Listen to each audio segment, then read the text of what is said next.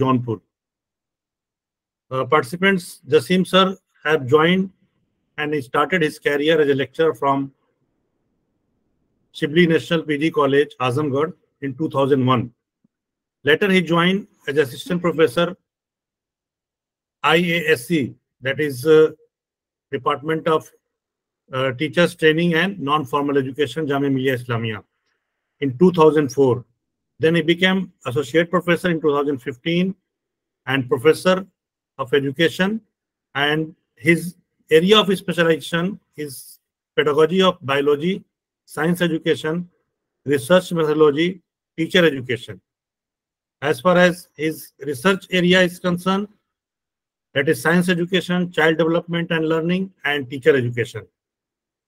Jasim sir has published more than 12 books, in which important book which I am going to name, that is ICT integration in education, teaching and teacher education in India, pedagogy of science, and inclusive education.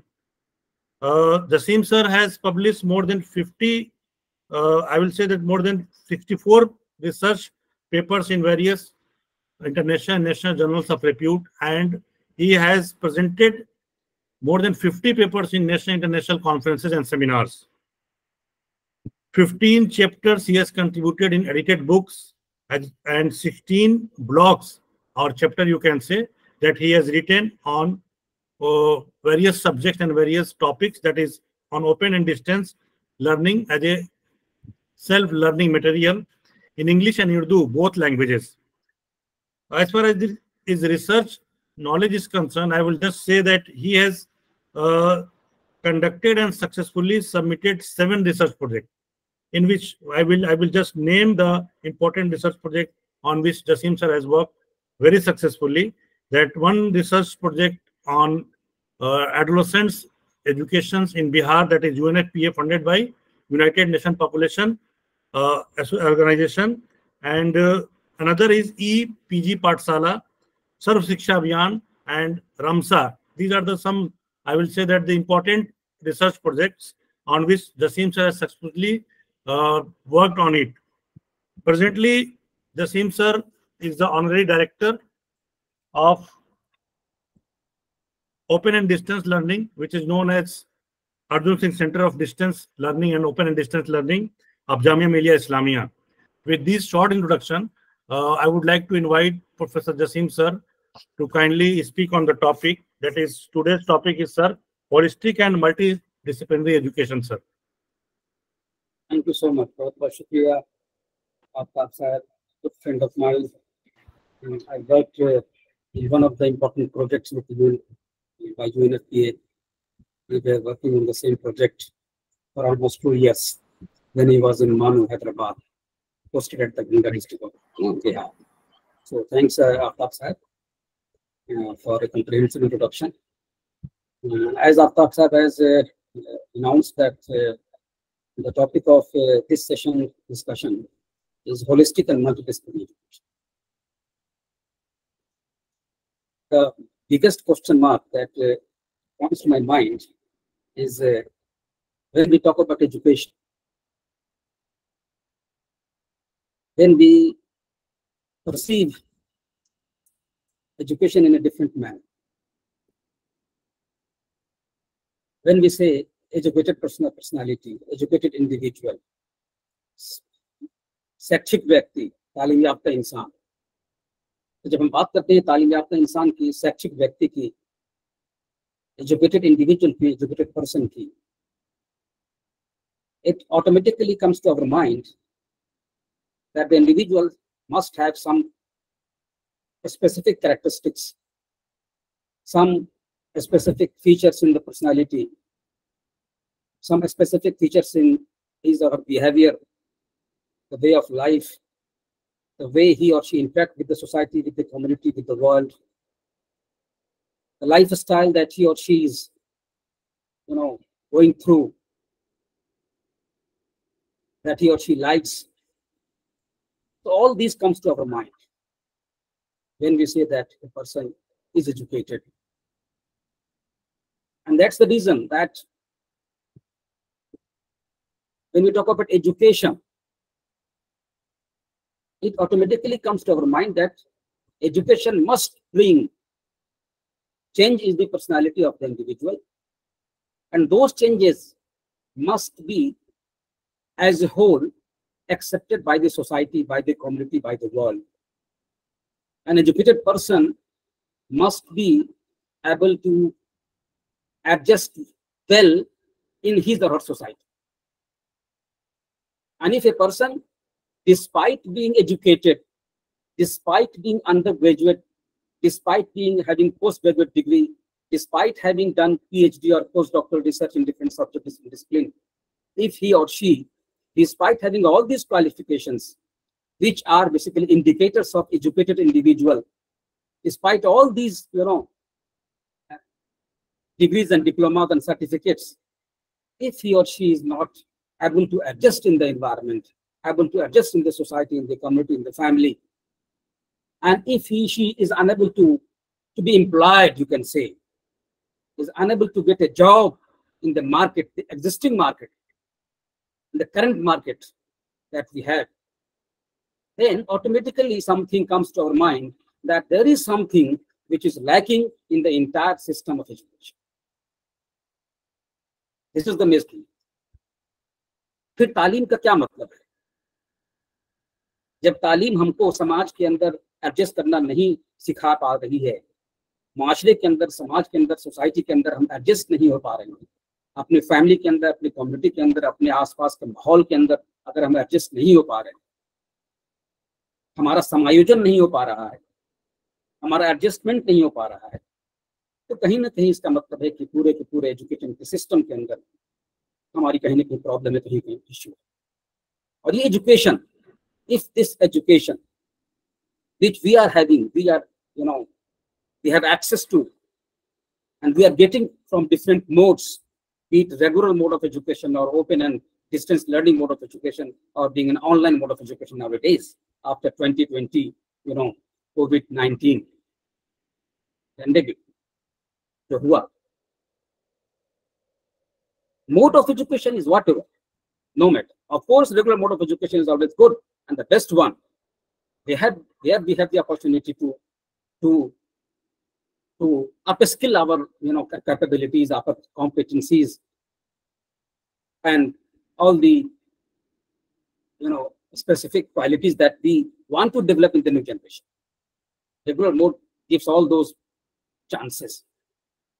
In another mode of education, we try to develop all these things, but of course, regular is always better than distance or open online education mode. So this is the different thing. But the most important thing is that education must be such which can bring holistic development of the personality of an individual, which was probably not happening, not being observed in the society, in the environment that we live in, and because of which now we are talking about holistic education. And that's why the term came out and being coined, that holistic education. वरना education का मतलब ही होता है, education is always holistic in nature. ये कहने की जरूरत नहीं होनी चाहिए कि एजुकेशन को होलिस्टिक होना चाहिए। एजुकेशन का मतलब ही होता है कि शख्सियत की मुकम्मल नशोनुमा करे, व्यक्तित्व का संपूर्ण विकास करे, पर्सनालिटी का जो है ऑलराउंड डेवलपमेंट करे, वही तो एजुकेशन है। That is the best education. लेकिन शायद हमारा एजुकेशन सिस्टम, चाहे वो स्कूल एजुकेशन हो, चाहे वो यूनिवर्सिटी का एजुकेशन हो, कॉलेज का एजुकेशन सिस्टम हो, चाहे वो मदरसा का एजुकेशन सिस्टम हो, चाहे वो गुरुकुल का एजुकेशन सिस्टम हो, any mode and any system of education, probably कहीं ना कहीं कमी रही कि हम अपने बच्चों के शख्सियत के अंदर, बच्चों के व्यक्तित्व के अंदर उनका सर्वांगीण विकास, होलिस्टिक डेवलपमेंट नहीं कर पा रहे थे शायद। और इसलिए बारहा देखा जाता है, it has become a common observation कि स्कूलों के अंदर का माहौल इतना खराब हो गया है कि टीचर्स भी, पेरेंट्स भी, सोसाइटी भी कहने पे मजबूर है। कॉलेज कैंपस का माहौल ऐसा आजकल देखने को मिलता है कि जो पेरेंट्स हैं, टीचर्स हैं, प्रोफेसर्स हैं, एजुकेशन के जो शिक्षाविद हैं, एजुकेशनिस्ट हैं और इंटेलेक्चुअल्स के कहने पे मजबूर है कि now days culture has become, diluted. Nowadays, there is no discipline among the young generation. आमतौर पे कहने को मिलता है, सब लोग शिकायत करते हैं, पेरेंट्स भी करते हैं, टीचर्स भी करते हैं, एजुकेटेड लोग भी करते हैं, समाज के इंटेलेक्चुअल लोग भी करते हैं, और वो कंपेयर करते हैं कि आज से 20-30 साल पहले, 40 साल पहले का स्कूल, अपना वो प्राइमरी स्कूल, अपने स्कूल, एक स्कूल का जो जमाना था, उससे कंपेयर करते हैं आज के स्कूल के जमाने में, अपने कॉलेज के जमाने को कंपेयर करते हैं आज के कॉलेज के जमाने से, अपने यूनिवर्सिटी लाइफ को कंपेयर करते हैं आज के बच्चों की यूनिवर्सिटी की लाइफ, और उसमें there are lots of differences. Technology का, इंफॉर्मेशन टेक्नोलॉजी का खास तौर पे, है ना, बहुत बड़ा डिफरेंस है। वो तो था ही नहीं और आज बहुत ज्यादा है। आईसीटी बेस्ड है पूरा का पूरा, आईसीटी रेगुलेटेड हो गया है, internet and wifi technology equipped हो गया पूरा का पूरा सिस्टम, जो टेक्नोलॉजी 30 साल 40 साल पहले नहीं थी बिल्कुल। लेकिन जो ह्यूमैनिटी थी, जो इंसानियत था, जो मानवता था, जो डिसिप्लिन था, जो रिस्पेक्ट और डिग्निटी था, टीचर्स की जो डिग्निटी थी, टीचर का जो पोजीशन था, स्टूडेंट्स का जो डिसिप्लिन था, among the students and between the students, among the teachers and between the teachers, and between the teachers and the students, and among the teachers, students and parents, जो एक relationship था, वो अपने आप में लगता है कहीं ना कहीं लैग कर, कहीं ना कहीं प्रॉब्लम। और इसीलिए हम लोग आज की डेट में we are not sure, and even I can say that to more extent we are sure that we are not in a position to provide holistic development chances to the new generation. Their personality is lacking in many aspects. In many aspects, there are students, there are teachers also who may be intellectual in this subject area that he or she belong to. लेकिन दूसरा जो area है,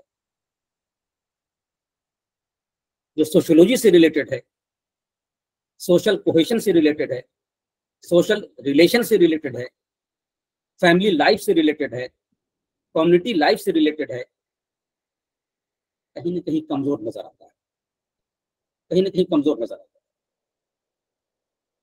तो देखने को मिलता है कि देखो, as a whole the balance personality is not being developed. संतुलित व्यक्तित्व का विकास नहीं हो पा रहा है, जिसको दूसरे लफ्जों में कहते हैं कि होलिस्टिक डेवलपमेंट का प्रोसेस शायद नहीं हो पा रहा। और इसीलिए नेशनल एजुकेशन पॉलिसी 2020 ने फोकस किया है कि भाई एजुकेशन जो है होलिस्टिक होनी चाहिए। मैंने शुरू में कहा कि एजुकेशन का मतलब ही है कि होलिस्टिक होना ही चाहिए, होना ही चाहिए, हमेशा हमेशा होना चाहिए, हमेशा से रहा है। लेकिन कहीं ना कहीं गड़बड़ी हुई, कहीं ना कहीं कमी रही, जिसकी वजह से पर्सनालिटी का कुछ एस्पेक्ट्स बहुत डेवलप कर गया, कुछ एस्पेक्ट्स बिल्कुल डेवलप नहीं कर रहा। इंटेलेक्चुअली बहुत साउंड हो गया सब्जेक्ट एरिया में, डिसिप्लिन में, और सोशली बहुत कमजोर हो गया, जहां पर कोई वैल्यूज आपके कमजोर हो गए, शिष्टाचार आपका कमजोर हो गया, इमोशनल रिलेशंस आपके कमजोर हो गए, और इस तरह से एक बैलेंस पर्सनालिटी का डेवलपमेंट नहीं हो पाया,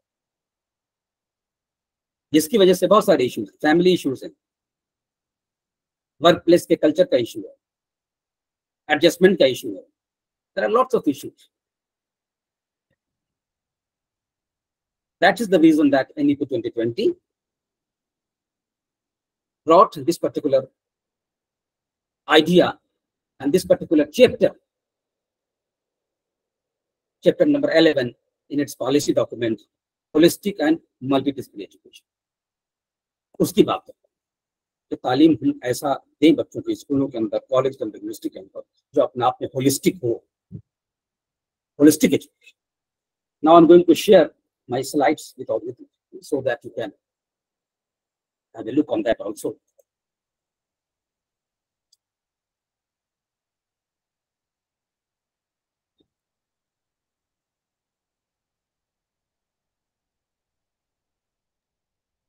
Is it visible? Slides are visible? Yes, sir. Visible visual, sir. Yes, sir.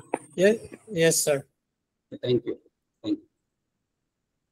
So this is basically the topic of discussion: holistic and multidisciplinary education in the light of NEP 20. This is the focus, and the key points I will be discussing are 4 important points under this particular theme, as I have begun. The first important is role of education and training in general. Whenever we talk about education, whenever we think about education, whenever we discuss about education, what ideas comes to our minds? What we expect from education? What role we expect from education? तालीम को क्या करना चाहिए? तालीम का क्या किरदार होना चाहिए? शिक्षक से क्या हम उम्मीद करते हैं? एजुकेशन से और ट्रेनिंग से हम क्या उम्मीद करते हैं?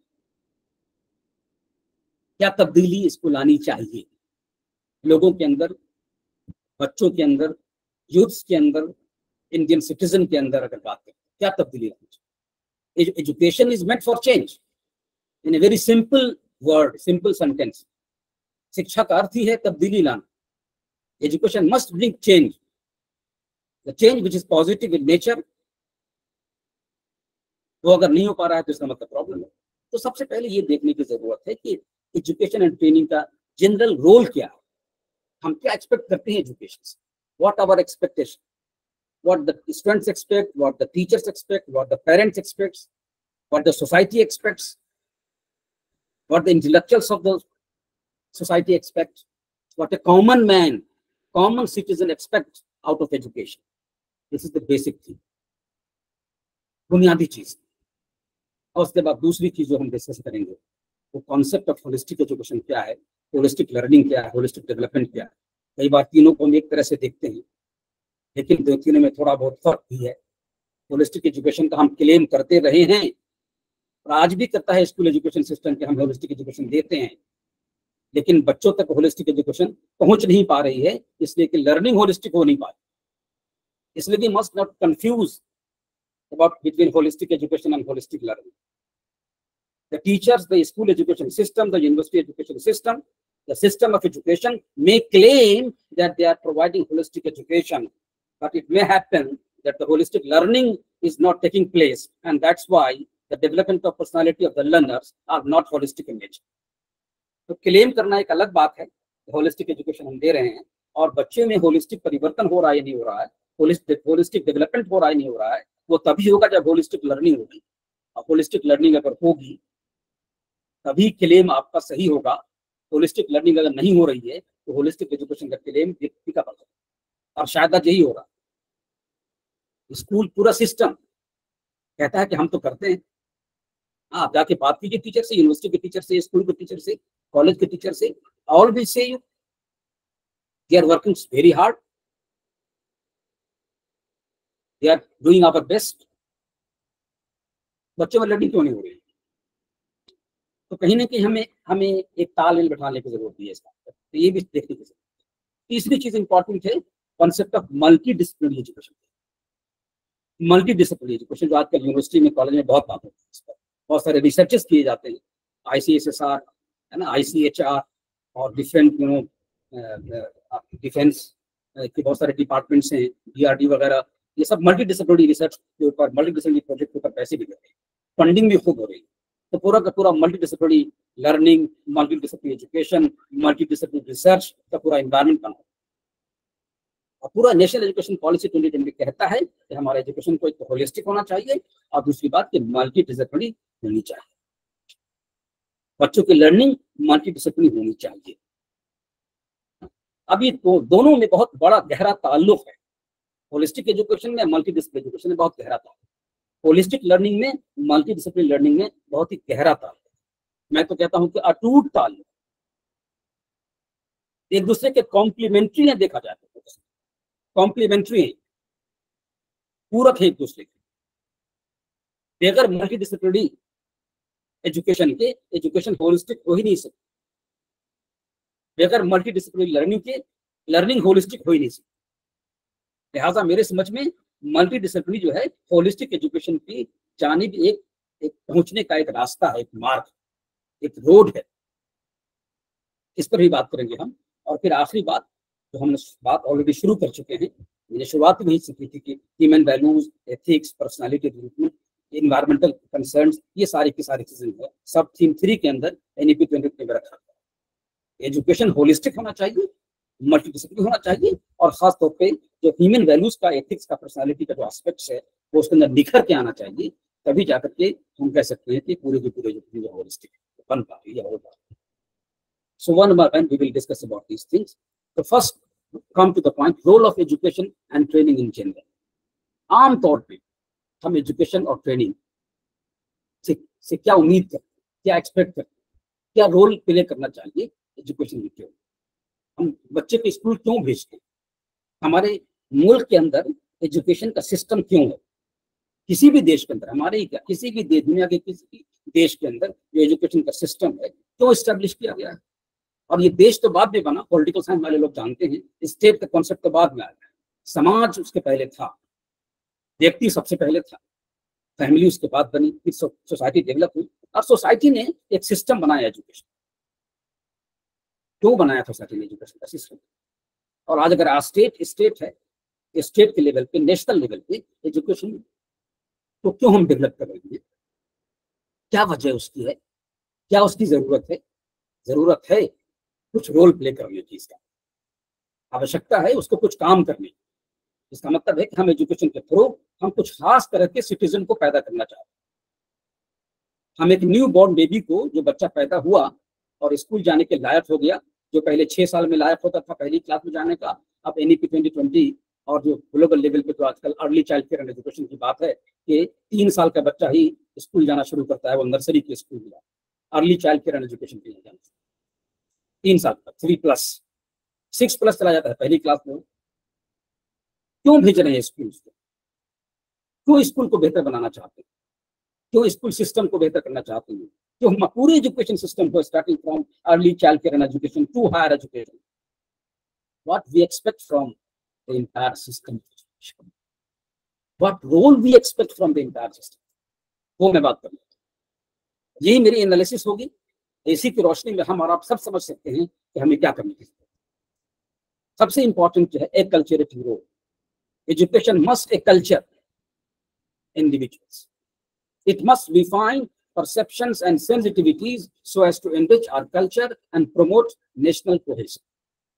शिक्षा वही असली है, वही बेहतर है, वही कारगर है, वही इफेक्टिव है, वही प्रभावी है, वही असरअंदाज है, जो बच्चों के, यूथ के परसेप्शन को, सेंसिटिविटीज को चेंज करे, उसको इनरिच करे, ताकि वो नेशनल कोहेशन उसके अंदर पैदा हो और नेशनल कोहेशन को बढ़ावा मिले।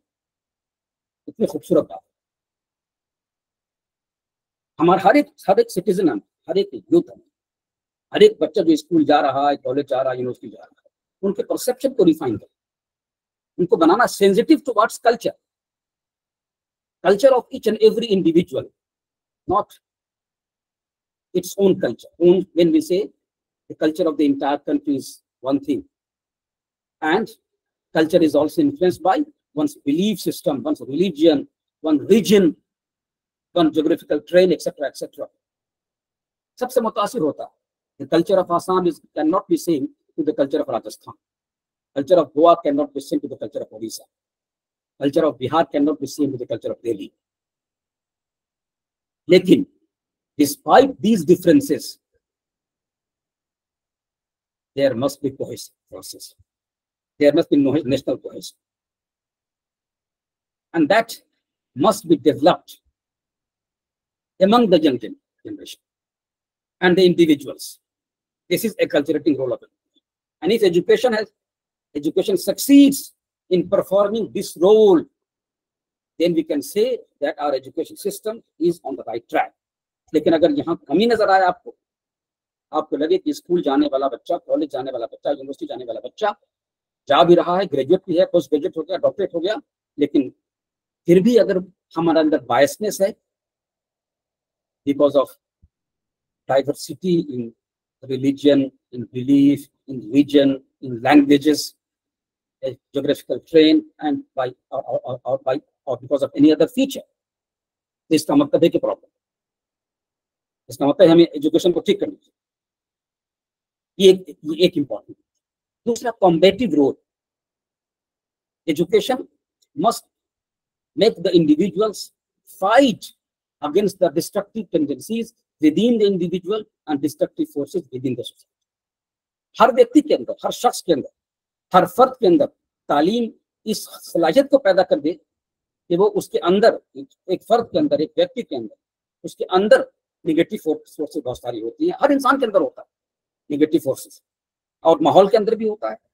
तो वो डिस्ट्रक्टिव फोर्सेस है, जो निगेटिव फोर्सेस है, जो किसी इंसान के अंदर भी हो सकता है और उस इंसान के बाहर उसके माहौल में हो सकता है, उससे कॉम्बैट करने के काबिल बन जाए, उसके अंदर वो कॉम्पिटेंस पैदा हो जाए जिससे वो इस तरह की जो खराबियां हैं, इस तरह की जो डिस्ट्रक्टिव टेंडेंसीज हैं, इस डिस्ट्रक्टिव फोर्सेस हैं समाज के अंदर, माशरे के अंदर और खुद के अंदर, उससे वो फाइट करके निकल के बाहर आ सके। चाहे वो रेसिज्म हो, चाहे वो कास्टिज्म हो, चाहे वो रीजनलिज्म हो, चाहे वो कम्युनलिज्म हो, चाहे वो सेक्टरियनिज्म हो, चाहे किसी भी तरह का इज्म हो, तो डिस्ट्रक्टिव है नेचर, उसको कॉम्बैट करने के काबिल एजुकेशन को बनाना चाहिए। वो कॉम्पिटेंस पैदा होना चाहिए हमारी यंग जनरेशन के अंदर, हमारे बच्चों के अंदर, यूथ्स के अंदर, कि वो इस तरह के डिस्ट्रक्टिव फोर्सेस से फाइट कर सकें, कॉम्बैट कर सकें, अपने अंदर से निकाल के फेंक सकें, और समाज और माशरे का और माहौल के अंदर भी वो चीजें नजर ना आए, क्योंकि माहौल बनता उन्हीं से है। दूसरा बड़ा इंपॉर्टेंट है, अब हमें देखना है, खुद सवाल मैं बिल्कुल नहीं करने वाला हूँ, we have to analyse ourself कि हमारा जो एजुकेशन सिस्टम क्या ये कंट्रीब्यूटिंग रोल प्ले कर रहा है, और कर रहा है तो किस हद तक कर रहा है, नहीं कर रहा है तो क्यों नहीं कर पा रहा। कॉम्बैटिव रोल क्या प्ले कर पा रहा है हमारा education system, combative role play कर पा रहा है या नहीं कर रहा है, तो किस हद तक कर रहा है, नहीं कर पा रहा है तो क्यों नहीं कर पा रहा है, अगर नहीं कर पा रहा है तो ठीक करने की जरूरत है। तीसरा important, liberating role. Liberating role, भाई शिक्षा जब आएगा तो क्या होगा, निरक्षरता अपने आप जाएगी, अज्ञानता से अपने आप को लिबरेशन मिलेगा, बच्चों को, सोसाइटी को, कम्युनिटी को, इंडिविजुअल्स को। तो लिबरेटिंग रोल अपने आप में बहुत बड़ा रोल है। Child and society needs to be liberated from ignorance, अज्ञानता से लिबरेशन, जहालत से अपने आप आजादी कर सकते, जहालत से, अज्ञानता से। सपरेशन, किसी भी तरह का जो सपरेशन है, किसी भी तरह का ऑपरेशन है, या किसी भी तरह का सुपरस्टिशन है, अंधविश्वास, बहुत सारे अंधविश्वास हैं हमारे मुल्क के अंदर, हमारे देश के अंदर भी। अलग तरह के रिलीजन भी बहुत सारे हमारे पास है, बहुत सारे बिलीफ सिस्टम हमारे पास है, उनका रेस्पेक्ट है, उनकी डिग्निटी अपनी जगह है। लेकिन despite the fact they have been following so many superstition in the society. शिक्षा का मतलब यही है, इस तरह के जो अंधविश्वास है उससे लिबरेशन मिले। ये ऑपरेशन जो है, जो अमीर गरीबों को सताते हैं, जमींदार मजदूरों को सताता है, कारखाने का मालिक लेबर को सताता है, ये ऑपरेशन जो किसी भी तरह का है ना। सीनियर से अपने जूनियर को ऑपरेट करता है, सुपरवाइजर अपने रिसर्च स्कॉलर को ऑपरेट करता है, कई बार देखा गया है, कई बार देखा गया है। All these are subject to discussion. Liberating role का लिबरेट करे। आप सोचिए कि किस हद तक लिबरेशन मिलता है इन चीजों से। नेक्स्ट इंपॉर्टेंट रोल है integrative role. Education must integrate the child with the society and the world. शिक्षा का काम ही सबसे बड़ा काम है। शिक्षा जो है बच्चे को समाज से जोड़ता है, जोड़ने का काम, समाज से जोड़ने का, मुआशरे से उसको लिंक करने का काम, दुनिया से जोड़ने का काम, ग्लोबल मार्केट से, ग्लोबल सोसाइटी से, ग्लोबल थिंकिंग से, ग्लोबल स्टैंडर्ड से जोड़ने का काम करता है। तो जो एजुकेशन जितना ज्यादा इंटीग्रेट कर पाए, इसका मतलब उतना ही अच्छा है। इंटीग्रेशन तो मजबूती आती है, तो डेवलपमेंट का अपने आप इंडिकेटर होगा। The more the child is integrated with the society, the more he or she will learn. अपने आप में इसलिए इसको कहते हैं हम लोग करिकुलम डेवलप करने वाले, कॉन्टेक्चुअलाइजिंग द करिकुलम। करिकुलम को कॉन्टेक्चुअलाइज किया जाना चाहिए, बच्चे के माहौल से उसको जोड़ना जरूरी है।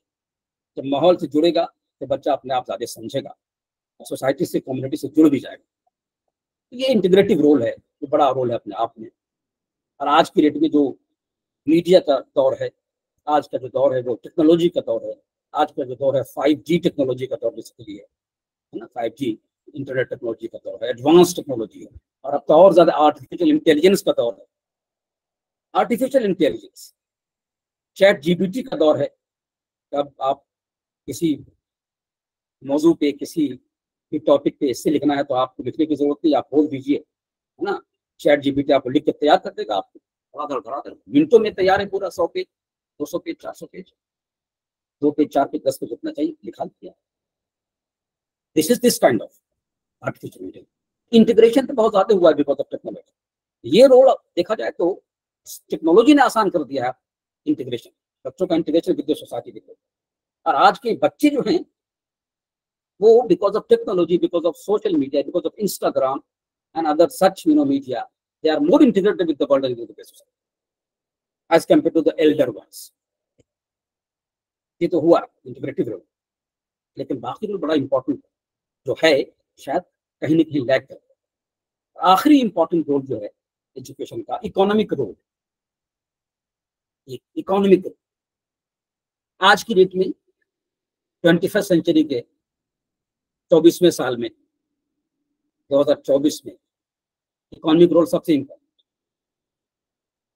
जो आज से 100 साल पहले अगर बात करें, 200 साल पहले की बात करें, एंशिएंट इंडिया की बात करें, मेडिवल इंडिया की बात करें, गुरुकुल सिस्टम की बात करें, नालंदा विश्वविद्यालय की बात करें, तक्षशिला की बात करें, उन यूनिवर्सिटीज में एजुकेशन का जो रोल इंपॉर्टेंट था वो 4 तो था, लेकिन 5, ये 5वां नहीं था। इकोनॉमिक रोल था ही नहीं। ये एक्सपेक्ट ही नहीं करते थे लोग, पेरेंट्स, सोसाइटी, कम्युनिटी। इसलिए कि तब तालीम इसलिए दी ही नहीं जाती थी कि वो तालीम हासिल कर गुरुकुल से निकलने के बाद नौकरी करेगा, नालंदा से निकलने के बाद उसको नौकरी करेगा, तक्षशिला से निकलने के बाद वो एम्प्लॉयमेंट तलाशेगा। मानव निर्माण के लिए जाते थे। उस जमाने के सब्जेक्ट भी अलग थे, पढ़ाया जाता था उनको अलग चीजें, वो एक अलग करिकुलम ही अलग था। आज की डेट में 2024 में हर पेरेंट, सबसे पहली बात जब दिमाग में उसके आती है तो यही आती है कि कौन सा तालीम इसको दी जाए, किस कोर्स में, किस प्रोग्राम में इसको एडमिशन कराया जाए, कौन सा कोर्स करा जाए कि जल्दी से जल्दी एब्जॉर्ब हो जाए, एम्प्लॉयड हो जाए। कैंपस सिलेक्शन इसका economic role now has become the most important role of education.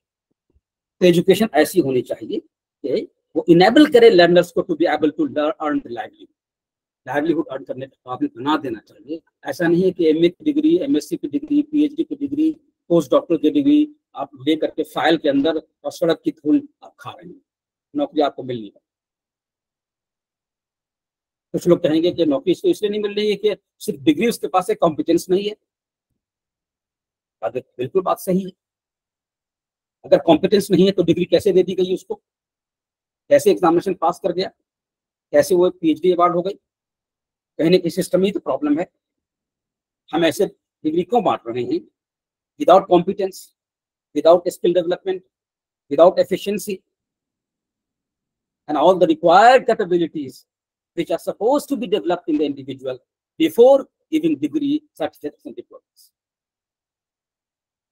This is why NEP 2020 has a focus on competency based education. तालीम ऐसी हो जिससे बच्चे के अंदर कॉम्पिटेंस डेवलप हो, वो अहलियत डेवलप हो, वो काबिलियत डेवलप हो, वो कौशल डेवलप हो, जिससे कि वो अपनी लाइवलीहुड के लिए अर्न कर पाए और जिंदगी को बेहतर बना। ये so these are the 5 most important roles of education. Education must play these roles.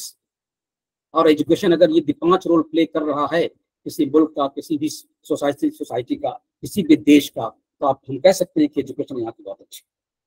लेकिन अगर ये 5 रोल में से एक भी रोल अगर मिसिंग है तो सवाल ये जुमले का निशान लगा हुआ है सिस्टम के ऊपर। अब 5 का 5 अगर मिसिंग होगा तो इसका मतलब है कि एजुकेशन सिस्टम तो बिल्कुल ही चला गया, गड्ढे में चला गया। It is not on the right track. बहरहाल हमारे नेशनल एजुकेशन पॉलिसी मेकर्स के दिमाग की बात थी, ये इश्यूज, ये प्रॉब्लम्स शायद रही होगी कि कि अगर होलिस्टिक पर्सनालिटी होती तो होलिस्टिक पर्सनालिटी के अंदर ये सारी बातें होंगी। कल्चर भी होगा, बच्चा तो कॉम्बेटिव रोल प्ले कर रहा होगा, लिबरेटिंग रोल प्ले कर रहा होगा एजुकेशन, इंटीग्रेटेड पर्सनालिटी होगी और इकोनॉमिक रोल भी बच्चा प्ले करेगा आफ्टर गेटिंग द एजुकेशन। करेगा, नहीं कर पा रहे इसका मतलब कहीं ना कहीं प्रॉब्लम है। और इसलिए NEP 2020 फोकस करता है कि नहीं, एजुकेशन हमें काम करने की जरूरत है और एजुकेशन को सिर्फ एजुकेशन नहीं, हमें होलिस्टिक एजुकेशन की बात करनी है।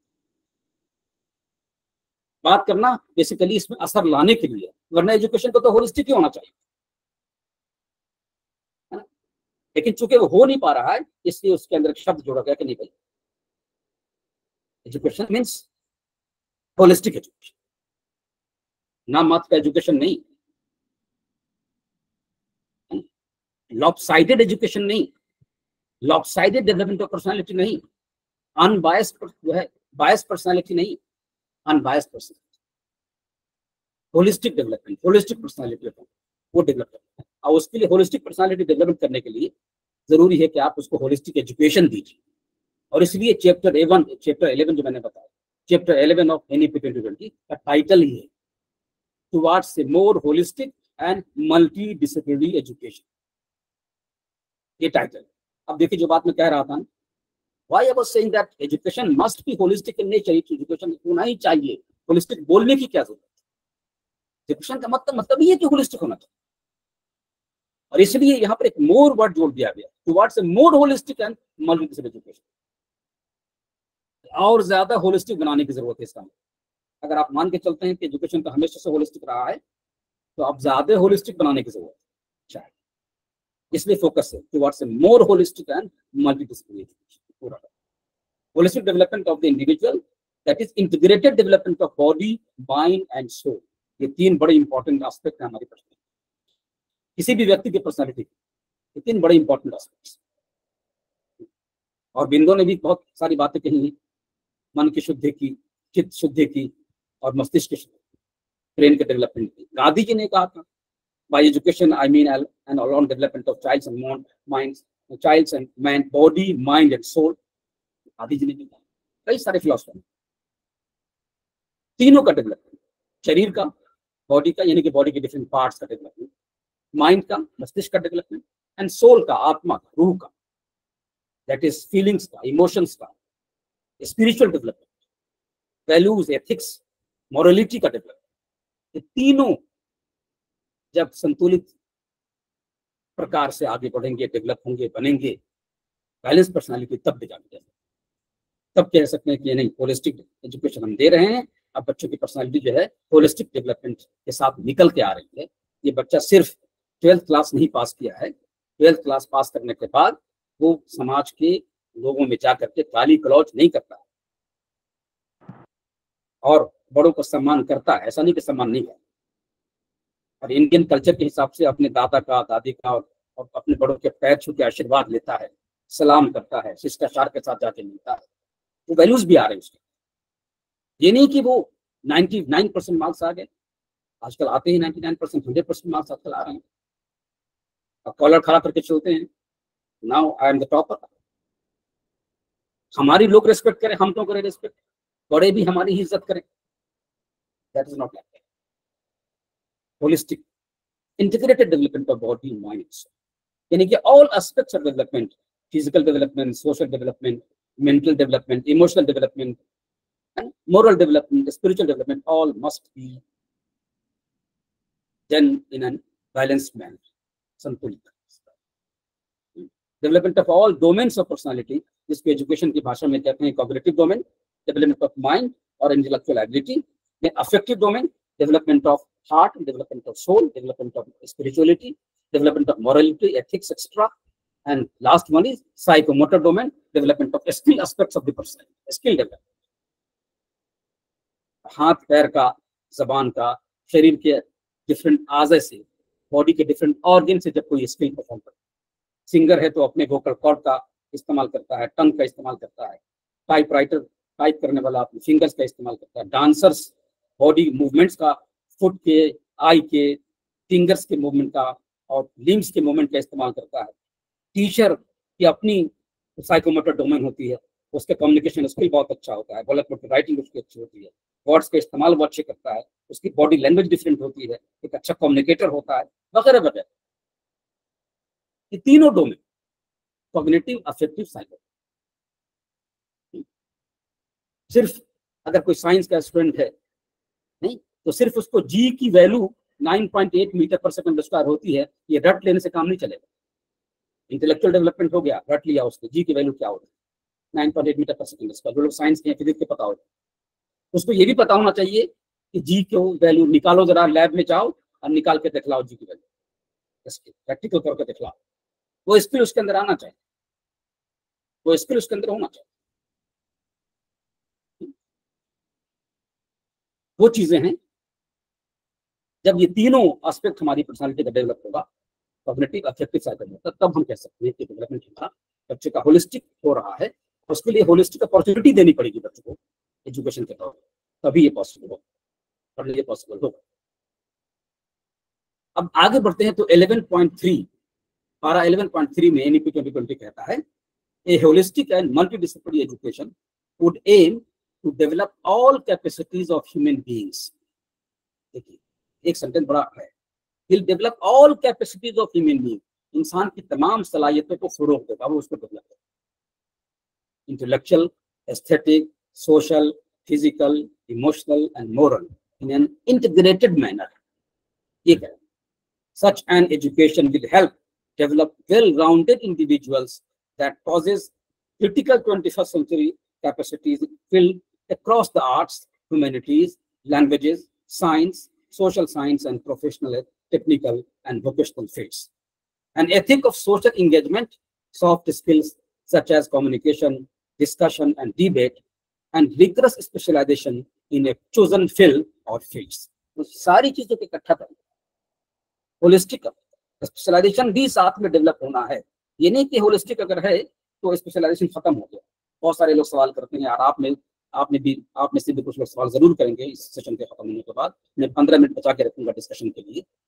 तो स्पेशलाइजेशन को भी टच करने की कोशिश की है कि we are trying to have holistic education. We are trying to give opportunity to each and every learner to study whatever they want to study with flexible system of education. But at the same time, we are not closing the scope of having a specialization in a particular area of study. Close नहीं करना है। अगर कोई specialisation develop करना चाहता है तो उसके लिए भी दरवाजे खुले हैं, स्पेशलाइजेशन पे डेवलप कर सकते, तो दरवाजा बंद नहीं, तो विंडो क्लोज नहीं। आगे लिखते हैं कि such a holistic education shall be in the long term the approach of all undergraduate programmes including those in professional, technical and vocational disciplines. हर जगह, यानी कि 2020 में बताया आपको, यानी कि holistic approach, holistic and multidisciplinary education का अप्रोच तमाम अंडरग्रेजुएट प्रोग्राम में भी होगा, इसके अंदर प्रोफेशनल फील्ड में भी होगा और वोकेशनल एजुकेशन के अंदर भी, वोकेशनल डिसिप्लिन के अंदर भी होगा। वो धीरे धीरे लागू होगा। कई सारे यूनिवर्सिटी में शुरू भी हो गया, आप यूनिवर्सिटी भी हो सकता है शुरू हो गया।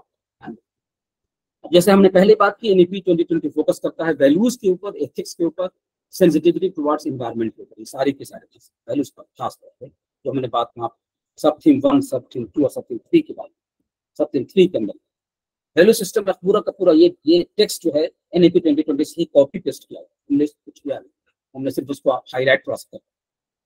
This text is from NEP value system, silent values for life, जीवन के लिए जो साइलेंट वैल्यूज हैं उसकी जो बात करता है एनईपी, वो पुरुषार्थ की बात है, धर्म, अर्थ, काम, मोक्ष, truth, commitment, honesty and integrity, forgiveness and love, emotion, empathy, and ability to sacrifice.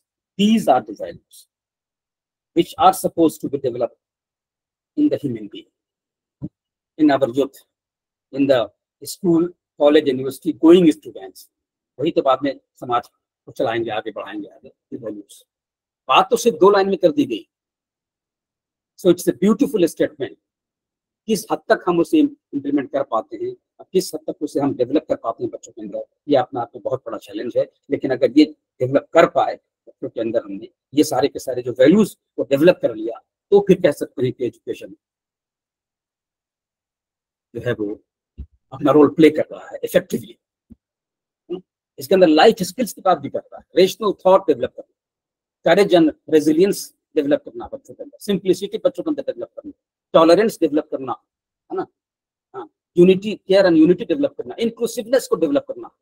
Inclusiveness तो इतनी बड़ी चीज है कि एनईपी 2020 ने चैप्टर 6 के अंदर पूरा का पूरा इसी पर बात की।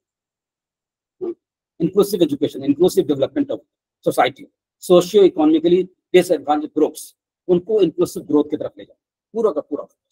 कॉन्सेप्ट ऑफ वसुधैव कुटुंबकम, the whole world is one family, ये जो बात है ना, social values, duties and responsibilities, peace and non violence, scientific temper, qualities of a good citizen, ये सारी बात।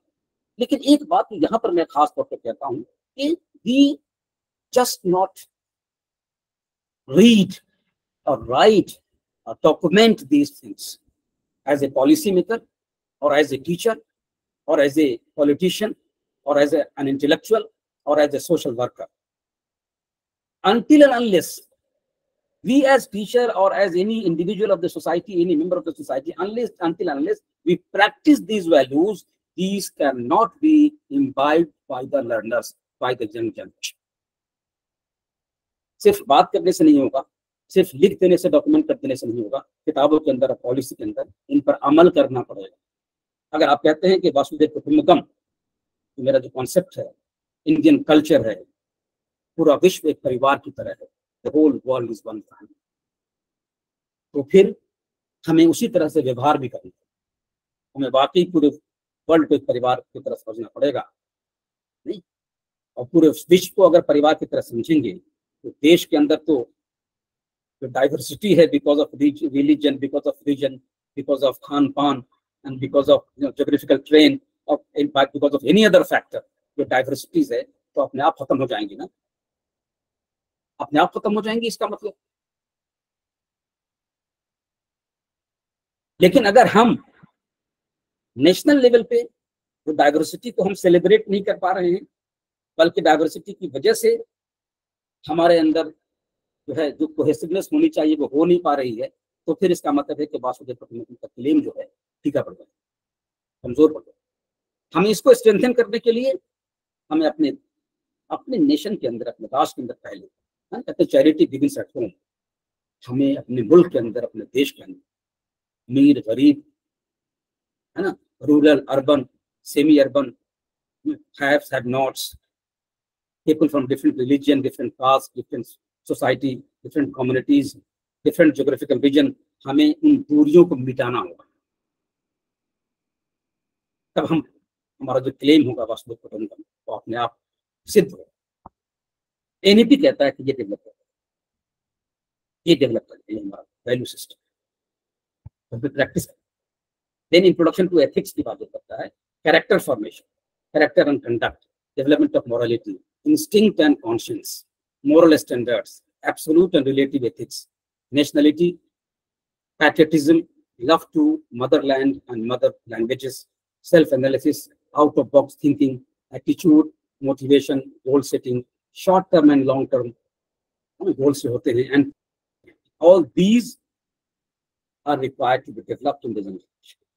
ये सब, अब ये सारी चीजें में ट्रेनिंग बच्चों को अगर मिल गई तो वैल्यू सिस्टम के ऊपर बात आई और एथिक्स की जो बात आई, अब नीचे इन्वायरमेंटल एंड इकोलॉजिकल बैलेंस की जो बात, अब you can understand if these value system, these belief system, these kind of attitudes and ethics, if they are developed in the young generation, there is no doubt on saying that the personality which will be developing will be holistic in nature, will be having a balanced personality.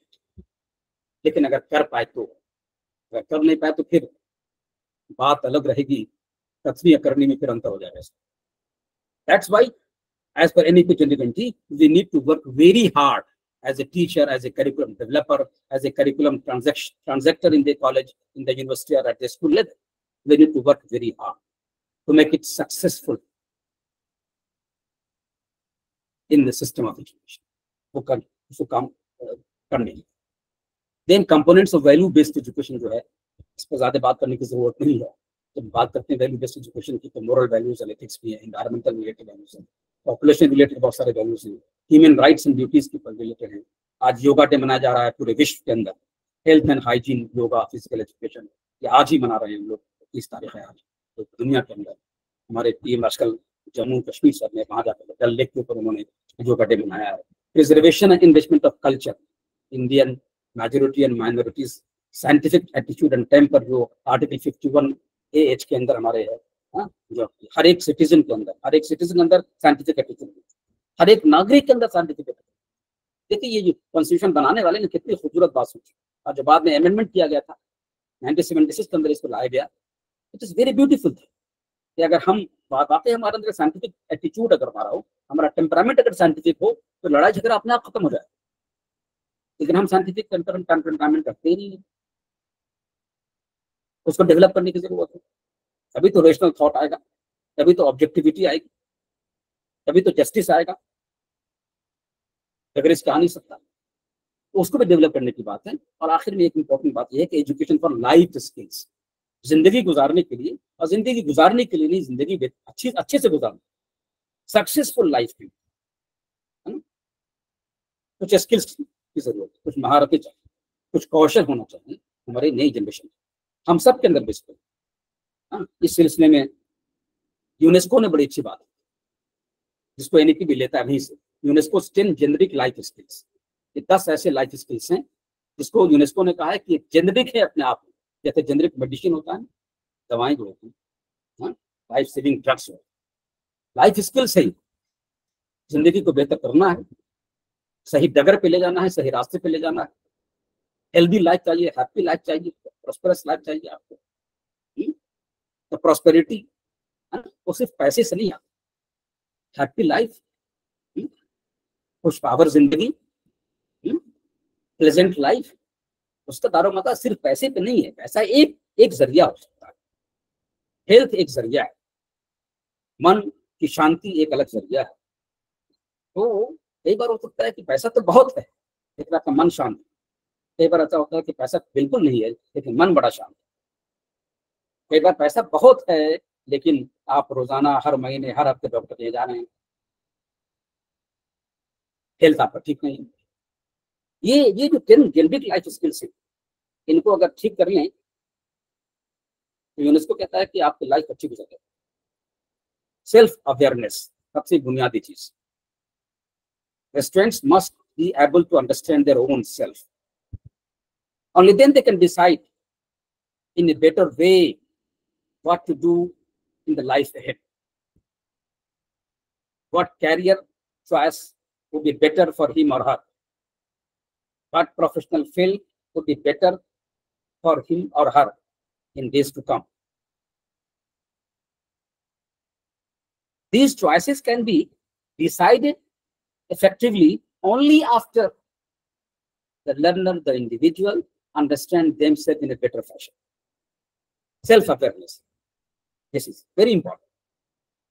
Teacher की जिम्मेदारी, parent की जिम्मेदारी है, बड़ों की जिम्मेदारी है कि बच्चों को मदद करें जिससे कि वो अपने आप को समझ पाए। अवेयरनेस अगर ठीक नहीं होगी तो गलत डिसीजन होगा। So students must be aware about their strength, their weakness, their plus point, their minus point, their interest, their attitude, their aptitude, their capabilities. किस काम को करने में ज्यादा मजा आता है, किस काम को करने में बोझ लगता है। इसके लिए जाहिर है सेल्फ अवेयरनेस को पैदा करने के लिए, और सेल्फ अवेयरनेस से उनको आगाह कराने के लिए, उनके अपने बारे में आपको मौका देना पड़ेगा, अपॉर्चुनिटीज देनी पड़ेगी, खुलापन देना पड़ेगा, माहौल देना पड़ेगा, हालात क्रिएट करने पड़ेंगे, सिचुएशन क्रिएट करने पड़ेंगे। तभी तो जब डिफरेंट सिचुएशन में अपना काम करेगा तो उसको पता चलेगा कि हम किस सिचुएशन में ज्यादा कामयाब हो सकते हैं, कौन किस तरह की किताबें मुझे पसंद है। अगर 10 तरह की किताबें पढ़ी होंगी तभी तो तय कर पाएगा कि कौन सी किताब मुझे ज्यादा अच्छी लगती है पढ़ने में। इस आदमी ने एक ही तरह की किताब पढ़ी, एक ही तरह का नॉवेल पढ़ा है, एक ही तरह सिर्फ प्रेमचंद को पढ़ा है अगर, तो कैसे दूसरे ऑथर के बारे में, दूसरे कवि के बारे में पता चलेगा। जब 2-4-10 पोइट के बारे में पढ़िए, 2-4-10 पोइट के क्रिएशन को पढ़िए तो पता चलेगा to whom I am more connected. तो इसका मतलब ये हुआ कि बच्चों को सेल्फ अवेयर कराने के लिए जरूरी है कि उनको अपॉर्चुनिटीज दी जाए, डाइवर्स अपॉर्चुनिटीज दी जाए।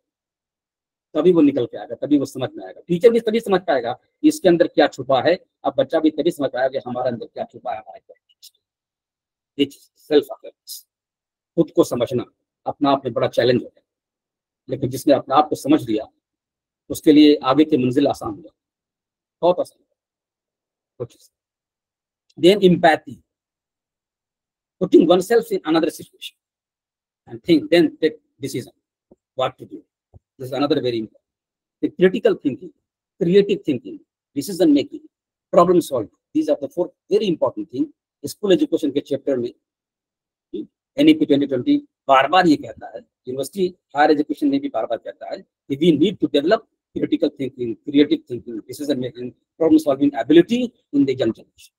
इस करिकुलम ऐसा हो, हमारा टेक्स्ट ऐसा हो, पढ़ाने का तरीका हमारा ऐसा हो, मेथोडोलॉजी हमारी ऐसी हो जिसमें हम बच्चों की इन तमाम थिंकिंग्स को, इन तमाम स्किल्स को डेवलप करते हैं। It is effective communication skill, then interpersonal relationship, interpersonal बच्चों के दरमियान, then coping with stress, stress से बच्चा कैसे कोप अप करे, and coping with emotions, emotional disbalance भी कई बार होता है, जज्बाती तौर पे बच्चे कई बार कब जाते हैं, इम्बैलेंस हो जाते हैं, कई बार हाईली इमोशनल हो जाते हैं, वो भी प्रॉब्लमेटिक होता है, कई बार इमोशन का पता ही नहीं चलता है, वो भी प्रॉब्लम होता है। तो how to cope with all this situations? So these are 10 generic life skills which are supposed to be developed in the young generation to lead a good life. ये होगा through our curriculum, through family environment, through school environment, through university culture, through college environment, through classroom environment, and linking these with the curriculum, with the text, with the content that we are teaching in the classroom, with the laboratory skills, with the field work, हर जगह पूरा curriculum के हर एक aspect के अंदर हम इसे कहीं ना कहीं बच्चों के अंदर डेवलप करने का, इन चीजों को इम्बाइब करने का और उसकी प्रैक्टिस करने का, और इसके थ्रू हम उनको आगे बढ़ने का मौका दे सकते हैं। तो हमें अपने करिकुलम को, करिकुलम ट्रांजेक्शन पर फोकस करने की जरूरत पड़ेगी ताकि ये चीजें हम उनके साथ ला सकें। इस डायरेक्शन में बहुत सारे काम हुए हैं, एनसीईआरटी ने काम किया है, एससीईआरटी ने काम किया है, सीबीएसई ने बहुत सारा काम किया है, वैल्यूज के ऊपर, मोरलिटी के ऊपर, एथिक्स के ऊपर, है ना। बहुत सारे करिकुलम बनाए गए, बहुत सारा सिलेबस तैयार किया गया वैल्यू एजुकेशन के ऊपर। अब 9th 10th में 11th में 12th में किताबें भी लगा दी गई। आजकल यूनिवर्सिटी के अंदर भी पीस एजुकेशन पर बहुत सारा जो है पेपर, इलेक्टिव का पेपर होता है, वैल्यू एजुकेशन पर बहुत सारा सीबीसीएस पेपर होता है यूनिवर्सिटी के अंदर, कॉलेज के अंदर। लेकिन ये बहुत ज्यादा कारामद आज तक नहीं हुआ, पिछले 20-25 साल से कहा हुआ। उसकी वजह क्या है? उसकी वजह ये है कि there is a very famous proverb, the values are not taught, they are caught. अक़दार या मूल्य जो हैं वो पढ़ाने से नहीं आते, वो इम्बाइब किए जाते हैं, जज्ब किए जाते हैं, शोषित किए जाते हैं। तो जो माहौल के अंदर, माशरे के अंदर, समाज के अंदर, फैमिली के अंदर, स्कूल कॉलेज यूनिवर्सिटी के अंदर, आसपास के माहौल में जिस तरह के वैल्यूज बच्चे देखेंगे वही वैल्यूज वो एब्सॉर्ब करेंगे। सिर्फ पढ़ाने से, भाषण देने से सिर्फ नहीं। तो हम करिकुलम के अंदर सिलेबस बना दें और क्लास के अंदर सिर्फ वैल्यूज की बात करें, सिर्फ उससे नहीं आएगा। जो टीचर वैल्यूज को पढ़ा रहा है क्लास के अंदर, जो टीचर वैल्यूज को और एथिक्स को क्लास के अंदर भाषण के थ्रू पढ़ा रहा है, जो है उस पर डिस्कशन कर रहा है, उससे अपनी रोजमर्रा की जिंदगी में उन वैल्यूज को प्रैक्टिस करते हुए अपने स्किल्स को दिखाना पड़ेगा। वो भी 1-2 दिन नहीं, लगातार।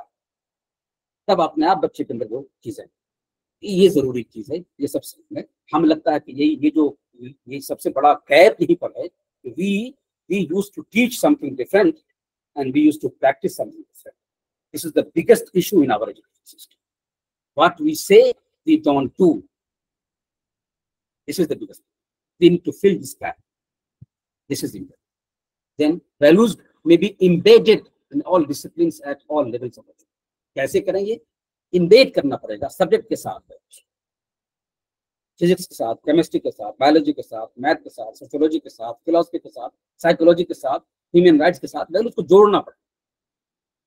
ये नहीं, साइंस वाले ये नहीं कह सकते कि भाई साइंस का काम, साइंस में वैल्यूज कैसे लाए हम तो मोमेंटम पढ़ा रहे हैं भाई, केमिकल बॉन्डिंग पढ़ा रहे हैं, इलेक्ट्रोवैलेंट बॉन्ड पढ़ा रहे हैं, कोवैलेंट बॉन्ड पढ़ा रहे हैं, NaCl कैसे फॉर्म हो रहा है, इलेक्ट्रॉन का ट्रांसफर हो रहा है या शेयरिंग हो रही है, ये सब पढ़ा रहे हैं। तो कैसे हम वैल्यूज की बात कैसे करें, मानवता की बात कैसे करें, ह्यूमैनिटी की बात कैसे? ये तो सोशियोलॉजी वालों का काम है, तो समाज अध्ययन कराते हैं। ये पॉलिटिकल साइंस वालों का काम वो कराए अपना, नहीं। We are required to embed values through our different disciplines. जहां तक मुमकिन हो सके, even a science teacher can, sensitize his or her students in the classroom. देखो CH4 शेयरिंग ऑफ इलेक्ट्रॉन हो रहा है कार्बन और हाइड्रोजन के बीच में, शेयर कर रहे हैं, देखा है कार्बन को तुम लोगों ने?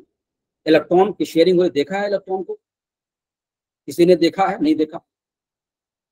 किसी ने मुलाकात की? मुलाकात नहीं। लिविंग है तो नॉन लिविंग है? कहेगा नॉन लिविंग है। ये नॉन लिविंग है इलेक्ट्रॉन, जिसको तुमने देखा भी नहीं है। यहाँ पर हम स्ट्रक्चरल फॉर्मूला बता रहे हैं CH4 का, बॉन्ड दिखला रहे हैं आपको, हम हाइपोथेटिकली दिखला रहे हैं, और ये देखो शेयर कर, जो कि नॉन लिविंग है, पार्टिकल है, इलेक्ट्रॉन है, तो फिर भी शेयर कर रहा है। हम तुम शेयर क्यों नहीं कर सकते? तुम दो शेयर क्यों नहीं कर सकते? अपने पेन, अपनी किताबें, अपने लंच, अपने एसेट्स क्यों नहीं शेयर कर सकते? तो वी नीड टू सेंसिटाइज। देखिए अब बात हो गई वहाँ कोवेलेंट बॉन्ड की, अब कोवेलेंट बॉन्ड के थ्रू हमने बात कर दिया, शेयर करने का वैल्यूज दे दिया बच्चों को, हमने डिस्कस कर दिया, सेंसिटाइज कर दिया हमने। सोडियम क्लोराइड, नमक रोज खाते हो ना, खाने के अंदर नमक नहीं होगा तो कई बार बहुत कुछ हो जाता है घर के अंदर, लड़ाई भी हो जाती है और बीवी में। नमक ज्यादा कर तो खाना नहीं बनाना है तुमको, अब बात शुरू होती है तो पता नहीं क्या हो जाता है। NaCl एवरीवेयर, हर जगह, हर किचन में, हर खाने में सोडियम क्लोराइड। कैसे बॉन्ड फॉर्मेशन होता है? देखिए इलेक्ट्रोवैलेंट बॉन्ड, इलेक्ट्रोवैलेंट बॉन्ड है, इलेक्ट्रॉन का ट्रांसफर हो रहा है, देखा है इलेक्ट्रॉन? नहीं देखा। लिविंग है, नॉन लिविंग? नॉन लिविंग, जिसमें जिंदगी नहीं है, लाइफ नहीं है। जब लाइफ नहीं तो एथिक्स कहां से आएगा? लेकिन देखो एथिक्स दिखला रहा है, सोडियम क्लोरीन NaCl दिखला रहा है, ट्रांसफर कर दे रहा है। इसके पास ज्यादा है, ये दे दिया उसको, ले लो भैया, तुम भी खुश, हम भी खुश। तो जब ये कर सकते हैं नॉन लिविंग पार्टिकल्स, हम क्यों नहीं कर सकते ह्यूमन बीइंग? हम कहते हैं हम तो इंसान हैं, हम तो मानव हैं, ह्यूमन बीइंग हैं, at the apex of civilisation हैं। Where are you? You are not at the apex. That electron is better than you if you don't share, if you don't, sacrifice. So through these tactics and these kind of thinking, we can sensitize our students towards values through most difficult subjects like mathematics or science. वहां से बाकी जो social science के subject हैं वो तो पूरा society की बात है, वहां तक तो बहुत बड़ा इशू नहीं होता। लेकिन वहां पर भी आपको फोकस करने की, सिर्फ ये नहीं कि पढ़ा दिया what is democracy, democracy of the people, for the people, by the people, Abraham Lincoln की डिफिनेशन है, बता दिया क्या मतलब इसका, बताओ जरा। कहता है बच्चा समझा नहीं, हाथ नहीं उठा रहा है, बता नहीं, एक्सप्लेन नहीं कर रहा है। तो let all these such topics must be contextualised, integrated with the community life, with the local community, with the local environment of the learner. तो जाकर के हम ये कर पाएंगे कि इन सब्जेक्ट्स के साथ हम वैल्यूज को इंटीग्रेट कर पाएंगे और उनके वैल्यूज का हम डेवलप करेंगे। ये पेडागोजिकल इंटीग्रेशन की बात मैं जो कर रहा था वही था कि हमें इंटीग्रेशन करना पड़ेगा कंटेंट का वैल्यूज के साथ, है ना, content with daily life of learner के साथ, बच्चों के रोजमर्रा की जिंदगी के साथ, और कंटेंट का लाइफ स्किल के साथ हमें इंटीग्रेट करना पड़ेगा। जितना ज्यादा इंटीग्रेशन होगा उतने ज्यादा अच्छे तरीके से बच्चों की लर्निंग होगी और उनका कॉन्फिडेंस डेवलप। ये पूरा integration, creating a democratic environment, secular environment, ये सारा का सारा, ये सारी all these things are possible to practice in the class. Class का एनवायरनमेंट डेमोक्रेटिक। हाँ, हम एक प्रोजेक्ट पे जा रहे हैं, हम MBA के, फिजियोथेरेपी के, मार्केटिंग मैनेजमेंट के 15 बच्चों की टीम को लेकर जा रहे हैं हैदराबाद टूर पे, एजुकेशनल टूर है। Who will be leading the tour? So Ramesh, the teacher decided Ramesh will lead the tour. Why Ramesh will lead the tour? The rest of the 14 students have a question in their mind. Why Professor Jassim has announced that Ramesh will lead the tour? Why not I? So there are many who are not happy with Ramesh, but the teacher has announced, because teacher has a good affinity with Ramesh. So in a democratic current country, in a democratic setup where we as a member of education system try to develop democratic environment in the country, we are basically practicing autocratic autocracy. कैसे आपने announce करें? Let these 15 decide who will be their team leader. Let these 15 people decide. किसको बनाना चाहते हो team leader? हमें एक team leader चाहिए, अब आप लोग तय करो किसको किसको बनाना चाहिए. कंसेंसस से तैयार हो गए तो मतलब ठीक है, नहीं तो करा दो election. And through that, give them the lesson of democracy. So this is basically pedagogical integration through which we can develop so many values. अब मल्टीडिसिप्लिनरी एजुकेशन की बात हो रही है, होलिस्टिक एजुकेशन की बात जो हमने की, वैल्यूज की बात हमारे पास है. अब होलिस्टिक एजुकेशन के लिए, वैल्यूज के साथ एजुकेशन करने के लिए बेसिकली मल्टीडिसिप्लिनरी बनना पड़ेगा एजुकेशन. तो मैंने सबसे शुरू में बात की थी कि multidisciplinary education is a means, is a road towards holistic education. Towards, वहां पहुंचने का रास्ता, एक मार्ग है. अगर और करें तो आपको मिलेगा कि ये रास्ता. टीचर को अपने सब्जेक्ट में तो होना ही चाहिए पारंगत, लेकिन दूसरे सब्जेक्ट से बहुत सारे होते हैं जिनके साथ अपने सब्जेक्ट का जोड़ होता है, लिंक होता है, इंटीग्रेशन होता है. उनकी मदद से अपने सब्जेक्ट को आप अच्छे से पढ़ा सकते हैं, अच्छे से बच्चों को बता सकते हैं. There is no any subject which is totally separate through a water tight compartment. There is not single subject, there is not a single discipline. All disciplines have coherence and correlation with some other disciplines, and without the help of those disciplines you can't teach your discipline with effectiveness. नहीं कर सकते. अपना time pass कर सकते हैं, curriculum भी खत्म हो सकता है, एग्जाम भी हो सकता है, बच्चे पास भी कर सकते हैं, लेकिन उतना इफेक्टिव नहीं होगा और उतनी अच्छी लर्निंग बच्चे की हो नहीं सकती जब तक आप लिंक नहीं करेंगे दूसरे सब्जेक्ट के साथ अच्छी तरीके से, effectively. जाहिर सी बात है, you need to learn other subjects as well which are related to your own discipline. वो बहुत जरूरी है. हिस्ट्री वाले को भी केमिस्ट्री की जरूरत पड़ सकती है, अब केमिस्ट्री वाले को भी हिस्ट्री की जरूरत पड़ती है. केमिस्ट्री वाला टीचर पढ़ाता है बेंजीन का स्ट्रक्चर, बीएससी में बेंजीन, और 12th क्लास में भी बेंजीन का स्ट्रक्चर कैसा होता है. C6H6 आज हम जानते हैं कि रिंग स्ट्रक्चर होता है. कैसे निकल के आया? तो केकुले की कहानी बताते हैं टीचर क्लास में. He was a scientist, chemical scientist, and he was, anxious. He was facing difficult times in reaching out to know the correct structure of benzene. उसको बहुत सारे लैब में एक्सपेरिमेंट करते करते थक गया, बहुत सारे हाइपोथेसिस बनाए, हाइपोथेसिस को टेस्ट किया, सारे हाइपोथेसिस रिजेक्ट हो गए. परेशान, दिन रात परेशान. रात में उसने ख्वाब देखा कि उसके गले के अंदर एक सांप लटका हुआ है. डर गया और आंख खुली. दिमाग में तो एक ही सवाल घूम रहा था, बेंजीन का स्ट्रक्चर क्या होता है. उसको क्लिक किया दिमाग में कि सांप हमारे गले में लटका हुआ था, ऐसे ring like structure.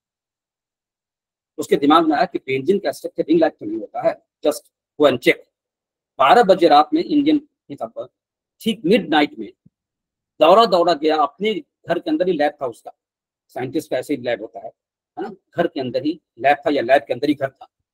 He at that time went to the lab and tested whether the benzene has a ring structure and found yes, it is a ring structure. उसका पेपर लिखा, रिसर्च पेपर आया, पूरी दुनिया ने सराहा उसको. So this chemistry is using history for teaching the structure of benzene in the classroom. The history teacher teaching his history content in the classroom and saying that there was an excavation, and in an excavation a fossil was found, and it was calculated that the life of the fossil is about 2000 years. 2000 साल पूरा उसकी life है. वो जो जीवाश्म मिला है, जो फॉसिल मिला है, 2000 साल. एक बच्चा हाथ उठाया अपनी क्लास में, सर ये कैसे पता चला 2000 साल पुराना है? टीचर कहता है कि वो तो साइंटिस्ट ने बताया, कैलकुलेट करके बताया, लैब में भेजा गया था, लैब से पता होकर के आया कि वो 2000 से बता। बच्चा तो बैठ गया, but this is not the right answer, this is not the correct answer, this is not the intellectual answer. उस हिस्ट्री के टीचर को इतनी केमिस्ट्री आनी चाहिए कि वो बता पाए कि रेडियो कार्बन डेटिंग क्या होती है, फॉसिल्स की एज कैसे मालूम करते हैं, इतनी पता होना चाहिए। उसको कार्बन के आइसोटोप्स पता होना चाहिए, रेडियो आइसोटोप्स क्या होते हैं, C12 C14, और हाफ लाइफ पीरियड क्या होता है, बेसिक्स है उस खास तौर पे उस हिस्ट्री के टॉपिक को और फॉसिल्स के लाइफ को ठीक से पढ़ाने के लिए इतनी केमिस्ट्री उसको आनी चाहिए। जिस हिस्ट्री के टीचर को इतनी केमिस्ट्री आएगी वो बेस्ट हिस्ट्री का टीचर है, और स्टूडेंट की नजर में उसका जो मर्तबा होगा, उसका जो मकाम होगा, है ना, वो अपने आप में बुलंद है। तो that is why NEP 2020 talks about holistic education and multidisciplinary. और मुझे इसलिए लगता है कि होलिस्टिक एजुकेशन तक पहुंचने के लिए, उसको वहां तक पहुंचने के लिए, रसाई के लिए मल्टी डिसिप्लिनरी एजुकेशन को अपनाना पड़ेगा।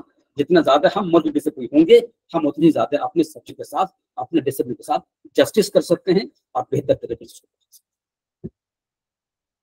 मेरे ख्याल में नाउ दिस इज 48 मिनट्स पास 6, 6:48 हो गए हैं, 10-12 मिनट बचा हुआ है। मैं समझता हूँ कि I should close my talk and open for discussion, your observations, your questions, and all, so that I also get opportunity to learn from you. So thank you so much.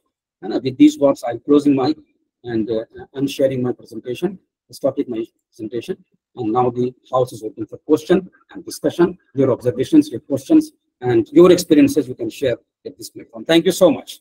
Thank you very much, sir, for your nice holistically deliberation for holistic and multidisciplinary education. मेरे ख्याल से Mohan Kumar S sir ने raise hand किया है। Mohan Kumar and Abdul Rahim. Mohan Kumar sir. Yes, sir, I'm here. So it was a fantastic talk. I'm really impressed the way you have told about NEP 2020 and its role objectives. Sir, when we design a course objectives, we also think in a holistic way. So something like you will use a Bloom's taxonomy. Yes. And even when we wanted to set any pedagogy, syllabus, or an examination question paper, we follow Bloom's taxonomy. Again, there is also comes to an holistic education. So how it is related our NEP 2020 with the Bloom's taxonomy? Okay, the NEP 2020 basically has put efforts in designing the entire education system, which is competence-based education system. Earlier, it was learning outcome-based. Learning outcome-based. If you are talking about Bloom's taxonomy, you must have read. Maybe you are from education field. Now, the Bloom's taxonomy is also revised Bloom's taxonomy. There are certain changes. There, the focus is on the student's behavior changes in what behavioral changes you require to see in the learners, and accordingly, you design your objectives, you design your curriculum, you design your lesson, all that. Now, NEP 2020 has shifted its focus from learning outcomes to competency. Now, we as a teacher, we as a curriculum developer, we as a curriculum designer are supposed to look at the competence that you want to see in your learner. आप बच्चों के अंदर कौन सी competence को develop करना चाहते हैं, उस कॉम्पिटेंस पर नजर आपकी होनी चाहिए। जैसे अर्जुन की नजर मछली पे नहीं थी, मछली की आंख पे थी, है ना। उसी तरीके से आपको कहा जा रहा है कि आप बच्चे के अंदर कौन सा कॉम्पिटेंस डेवलप करना, कम्युनिकेशन डेवलप करना चाहते हैं, राइटिंग एबिलिटी डेवलप करना चाहते हैं, मैथमेटिकल ऑपरेशन डेवलप करना चाहते हैं, और क्या क्या डेवलप करना चाहिए, उस पर नजर रखिए। फिर करिकुलम बनाइए, उसी हिसाब से पढ़ाइए, उसी हिसाब से आप एक्टिविटी करवाइए, और एक्टिविटी करवाने के बाद, पढ़ाने के बाद जब एग्जाम लीजिए, टेस्ट लीजिए, तो उसी कॉम्पिटेंस को जो आपने टारगेट किया था, देखिए कि बच्चा वो कॉम्पिटेंस को डिस्प्ले कर पाता है या नहीं। अगर कर पाता रहा है, इसका मतलब उसने सीख लिया, और अगर नहीं कर पाता है तो दोबारा सीख। Sir, how do we compete with that global competency? Because if you're digging deep into the particular knowledge system or ancient knowledge system, so we may be, so because of all other education system, the old new education system, we have lead to a very in such a way that we have even we have Chandrayana and all we have finished. So now, so how do we go about with that the same ancient education system or knowing with Indian knowledge system, and how it is helpful in getting the competency in the global? Okay. Two parts are there in your question. One is Indian knowledge system.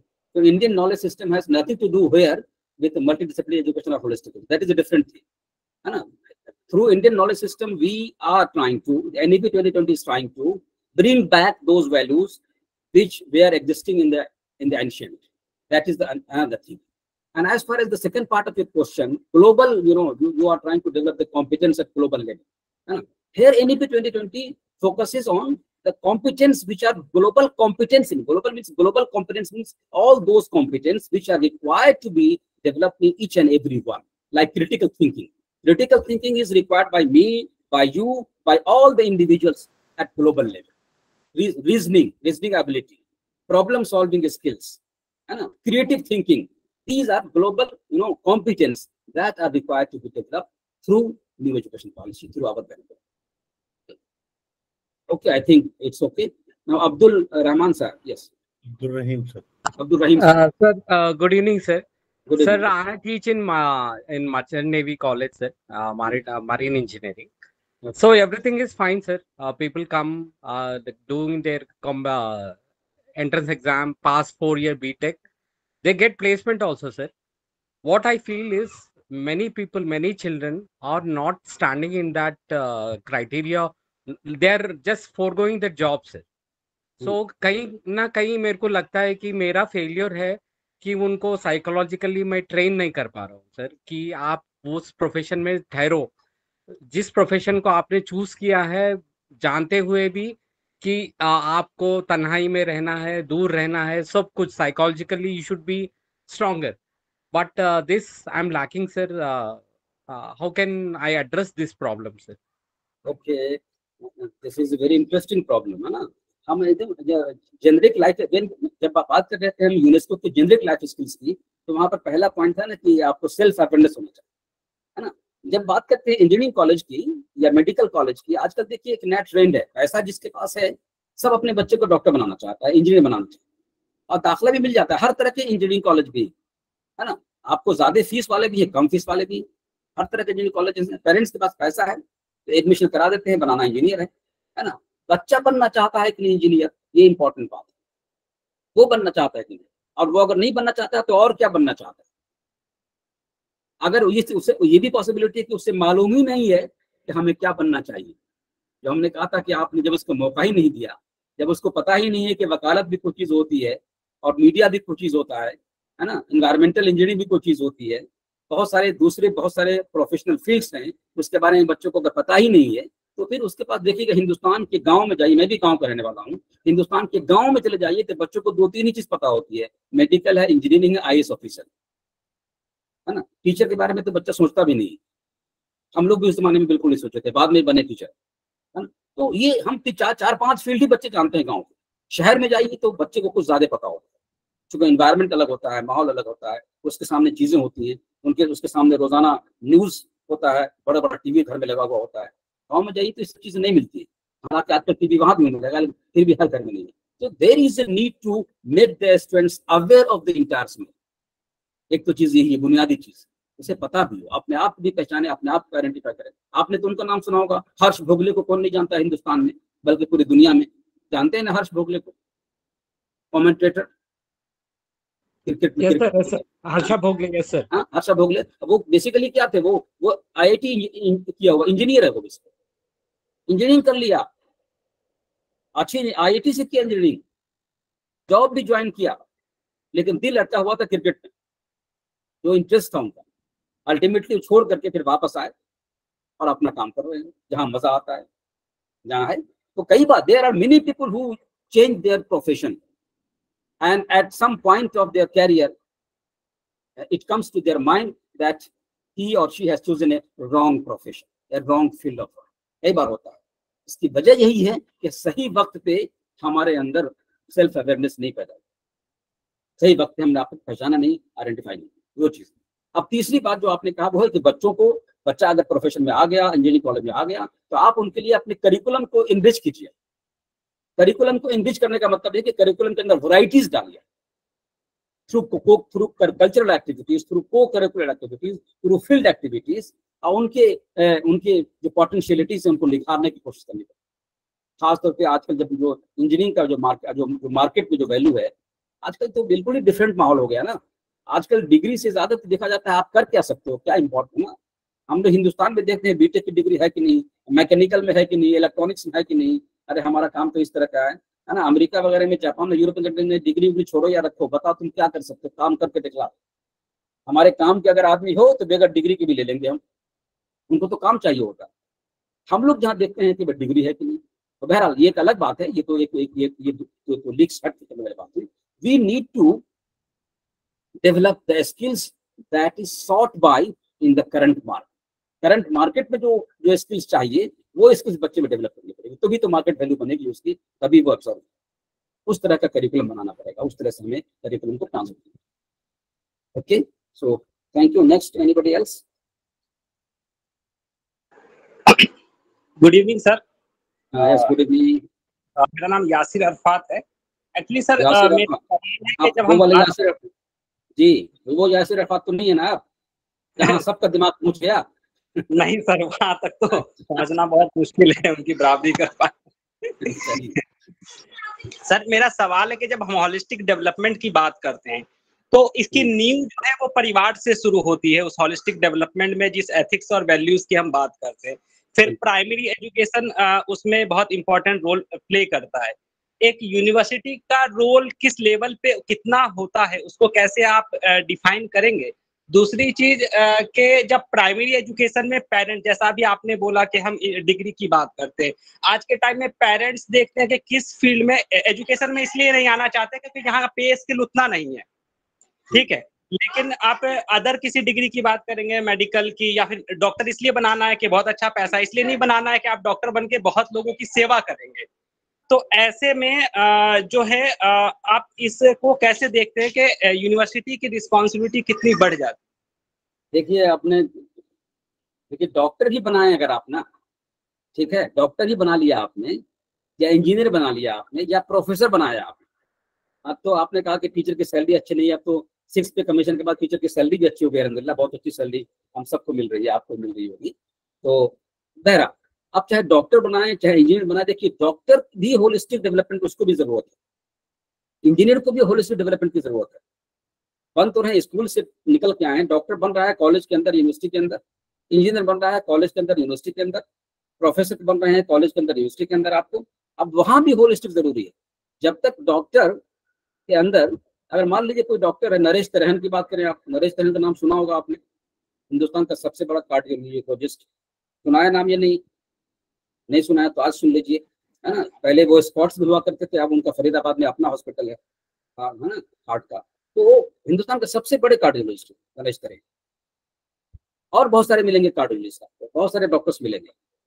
Doctor के का या engineer का या किसी भी profession में जाइएगा तो ब्लूम्स की टैक्सोनॉमी पर दोबारा जाइएगा तो एक तो होता है कि हार्ट के बारे में उसकी अंडरस्टैंडिंग, उसकी नॉलेज, है ना, इंटेलेक्चुअल एबिलिटी, वो चीज है। दूसरा, पेशेंट से कैसे आप बात करते हैं, पेशेंट को कैसे आप ट्रीट करते हैं, पेशेंट को आप कैसे कंसोल करते हैं, ये जो है अफेक्टिव डोमेन वाली, वैल्यूज वाली बात है, मोरलिटी वाली, एथिक्स वाली, है ना। और फिर तीसरा जो है वो स्किल है, ऑपरेशन कितना सक्सेसफुली करते हैं आप। एक डॉक्टर हो सकता है कि बहुत एक्सपर्ट नॉलेज रखता हो हार्ट का, डिफरेंट आर्टरीज का, वेन्स का, हार्ट के पूरे सिस्टम का, लेकिन ऑपरेशन में हो सकता है स्किल कमजोर हो, उसका स्किल नहीं, ऑपरेट नहीं कर पाओ because of so many factors. तो these are the 3 different areas, एक नॉलेज का डोमेन है, एक स्किल का डोमेन है, एक वैल्यूज का, एक मोरलिटी का डोमेन। तो हायर एजुकेशन में भी जो बात कर रहे हो आप, एक डॉक्टर जब आप मेडिकल कॉलेज में पढ़ रहा है, वहां भी होलिस्टिक डेवलपमेंट जरूरी है उसकी पर्सनालिटी की, कि वो डॉक्टर सिर्फ सीना तान के खड़ा रहेगा, पेशेंट से ठीक से बात नहीं करेगा तो पेशेंट उसके पास आएगा नहीं, और जब जाएगा तो बीमारी बढ़ जाएगी। आपको शायद तजर्बा होगा, कई बार हम सबकी जिंदगी में होता है, कई बार आपके सामने कुछ डॉक्टर्स मिले होंगे आपको लाइफ में, और आपको लगा हो यार कितना अच्छा डॉक्टर है, इससे तो मिलके ही लगता है कि बीमारी आधी खत्म हो गई। बात करते ही वो इतने अच्छे से बात करते हैं, लगता है बीमारी इतना आपको चिंता से मुक्त कर दिया। बोला कि आप बिल्कुल परेशान मत होइए, अभी 2-3 टेस्ट देते हैं, करवा लीजिए आप, और फिर हम आपको दवा लिख देते हैं। दवा भी इसने जो है 3 ही दवा लिखा। वो मिश्रा जी जो थे, रहमान साहब जो थे, वो तो 10 दवा लिख रहे थे, पैसा भी बर्बाद हो रहा था। अब ये देखो 3 दवा लिख के और आराम भी हो गया। तो जो डॉक्टर जो ट्रीट करता है, पेशेंट से जो बात करता है, डायलॉग करता है, उसको जो समय देता है, उसको जो कंसोल करता है, ये अपने आप में बहुत बड़ी बात है। स्पोर्ट्स में लोग क्यों जाना चाहते हैं? बड़े बड़े जो प्राइवेट हॉस्पिटल से क्यों जाना चाहते हैं? क्योंकि डॉक्टर वहां बैठता है, पेशेंट जब तक उसको इत्मीनान नहीं होता कि मेरा सवाल खत्म हो गया, तब तक डॉक्टर नहीं कहता है कि आप जाइए। सरकारी अस्पताल में चले जाइए, बताओ भाई क्या है, हाँ ठीक है चलो जाओ, लो चलो, डॉक्टर ही बाहर कर देता है। So that's why holistic development is essential not only in schools but also in colleges and higher education institutions. Okay, ठीक है। जतिंदर साहब, कुछ जतिंद्र लाकर। Okay, anybody else? No sir, thank you very much sir. Thank you. Aftab साहब ठीक है मेरे ख्याल में। Thank you very much sir for your nice deliberation. Thank you very much sir. शुक्रिया सबका बहुत बहुत शुक्रिया। I have one tiny question. Can I go ahead? हाँ sure. मोहन जी बताइए। Sir, again, this is regarding new education policy. No doubt this can do a wonder in holistic education. But see how it is going to be accepted by the next community or next generation. Because if people are in materialistic globalization, fast industrialization, so everyone wants to complete the education within a short span of time, and no one wants to spend learning all these types of knowledge system. So how do we convince them, and how do we go about with this? Anything? There is no need to convince anybody. We are supposed to change our system, change our pedagogical approach, change our methods of teaching. We need to change our curriculum transaction procedure. We need to change our system of administration of school or university or college education. तो convince हमें किसी को नहीं करना है, इसमें convince करने की तो बात ही नहीं है ना। आपके बच्चा एडमिशन लेता है कॉलेज में या यूनिवर्सिटी में, कहीं भी आता है, they have taken their admission. Now they are supposed to go through the process of education, and we need to change the process which is supposed to be holistic in nature. तो convince करने का तो कोई issue ही नहीं है, कोई मुद्दा ही नहीं है। कन्विंस आपको करना ही नहीं है, आपको अपने प्रोसेस को इंप्रूव करना है as a teacher, as a examiner, as a curriculum developer, as a question paper setter, in different roles that you play in your education system. It is. Okay. Thank you, sir. Thank you. Thank you very much, sir. Thank you for a nice discussion. Thank you, sir. Thank you so much. So now I can take your leave. Thank you sir. Sure. Thank you very much, sir. Goodbye to all of you. Thank you sir. Best wishes and best wishes. Participants, today's program is going to over now. Please join tomorrow on the same time on 3:45. Thank you very much. Now you can leave. Sir, the link will be the same for all the 8 remaining days? If the link will get changed, you will